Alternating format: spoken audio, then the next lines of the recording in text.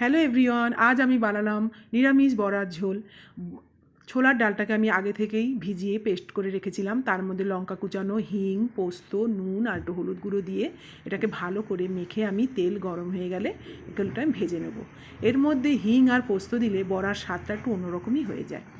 বড়াগুলোকে ভেজে আমি এগুলোকে তুলে রেখে এইগুলোকে আমি ফুলকপি আর আলু দিয়ে ঝোল করব। ফুলকপিটা আলুটাকে আমি নুন আর হলুদ দিয়ে একটু ভালো করে ভেজে নেব। ভেজে নিয়ে তুলে রেখে ওই তেলেই আমি তেজপাতা, শুকনো লঙ্কা আর জিরে ফোড়ন দিয়ে আমি মশলা প্রথমে টমেটোটাকে আমি দিয়ে দেবো। টমেটোটা যখন একটু ভাজা ভাজা হয়ে যাবে তখন তার মধ্যে আমি চেরা কাঁচা লঙ্কা দেব। কাঁচা লঙ্কা দেওয়ার পর আমি কিছু গুঁড়ো মশলা অ্যাড করব।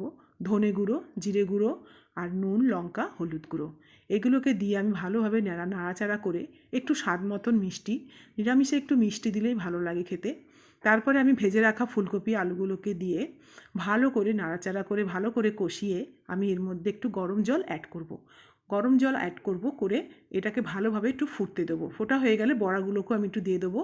দিয়ে ভালো, এর মধ্যে আর এমনি কিছু দেবো না, যেহেতু এর মধ্যে হিং আছে